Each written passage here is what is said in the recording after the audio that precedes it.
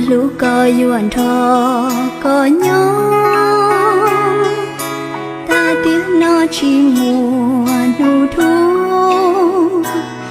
lũ có ý lấy chỉ bù có chờ lũ chỉ muốn lên từ lòng con lũ có ý lăng xưa nhỏ khó tư lo yo chín chúa xóa mùa khói lăng kia yo tô cụ lô yo chỉ muốn nôn trái có mùa nụ neng nhỏ khu thơm mùa cho kia trâu có ý lòng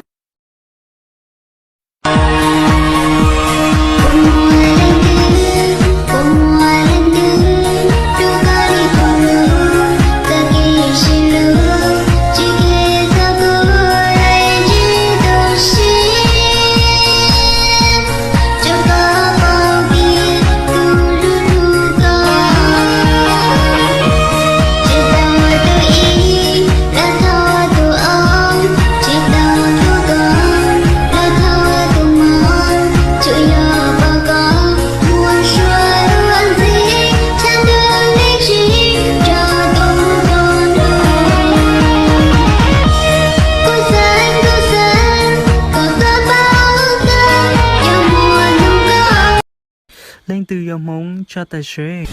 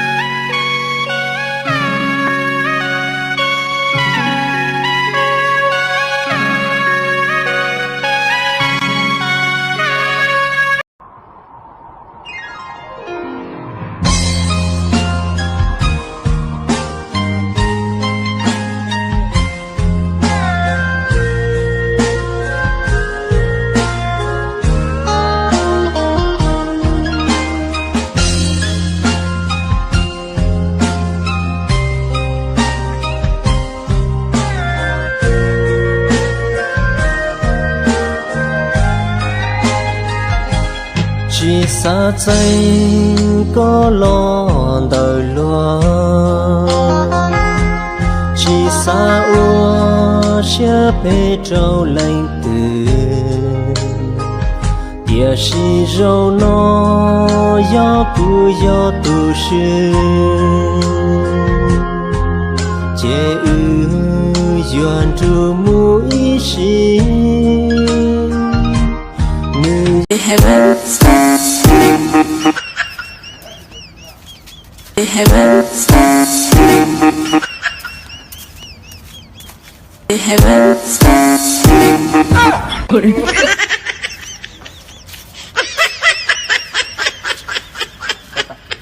ước mơ của em là idol TikTok. Ghê chưa? Chơi TikTok chưa? Em chơi rất là lâu rồi. Em chơi em rất là có kinh nghiệm với TikTok. Chơi lâu rồi chắc là nhiều follow lắm. Bao nhiêu follow rồi? 2. Hả? 2 follow. 2 follow.